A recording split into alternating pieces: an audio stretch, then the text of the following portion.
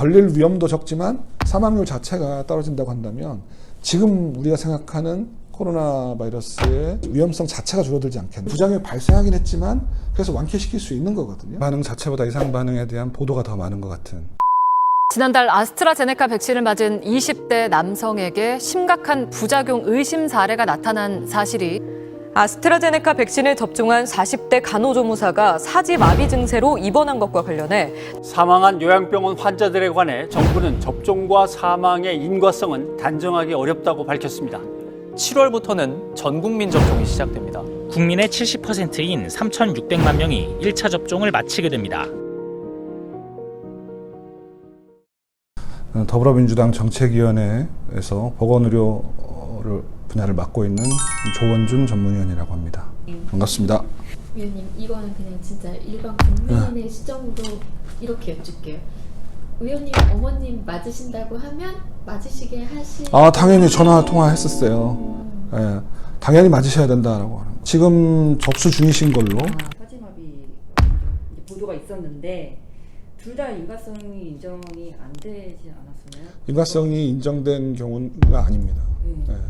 혈전이 생겼다라고 하는 것도 그냥 단순 혈전이 아니고 이 혈소판 감소를 동반한 특정 부위의 희귀혈전이거든요. 이 케이스는 우리나라에 한 건도 없어요.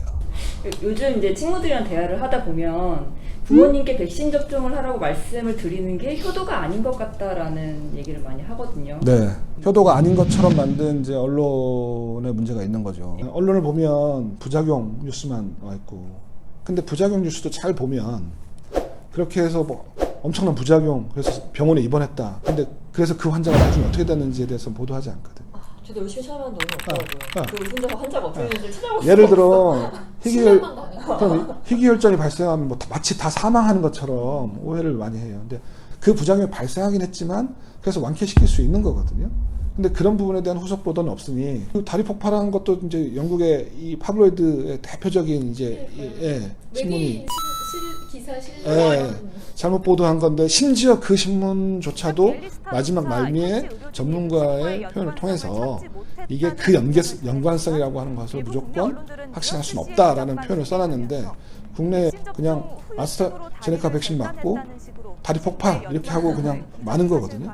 그러니까 과연 언론의 사회적 책임은 우리가 어디까지 봐야 될지, 그리고 그렇게 해서 불안감을 조성해서 얻고자 하는 게 뭔지, 우리가 빨리 일상으로 회복되는 것을 막으려고 하는 건지. 과연 접종을 해도 괜찮은 것인지가 너무 궁금합니다.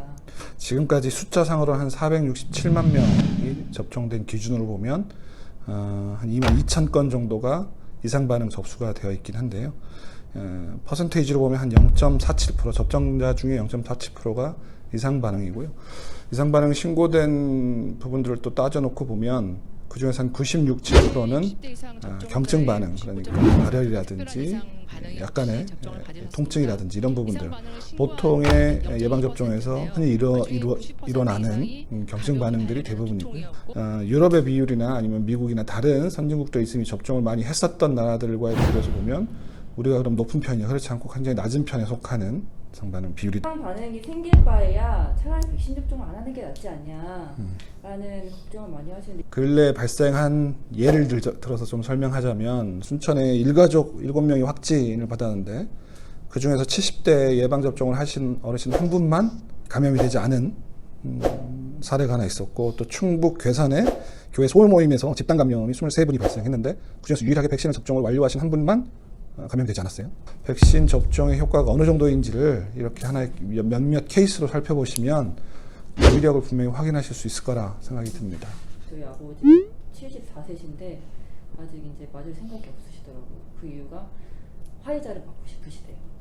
근데 맞을 수가 없으니까 일단 기다려 보겠다라고 말씀하셨어요. 이상 반응과 관련된 부분들을 좀 나눠서 보면, 아스트라제네카 백신에 대한 이상 반응이 미미하긴 하지만 좀 더 높은 건 사실이에요. 근데 아스트라제네카 백신들의 이 이상 반응들은 대부분 경증이 대부분이거든요.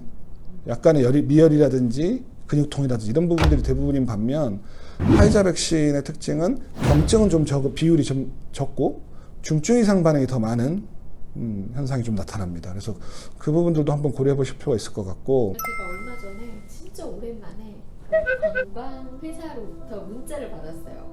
이제 떠나실 때가 되었어요. 되게 설레더라고요. 진짜 시기가 좀 도래를 슬슬 하고 있기는 하구나라는 생각. 그러니까 열심히 일한 자 떠나라 이런 광고 카피가 있는데 이제 맞은 자 떠나라라고. 네.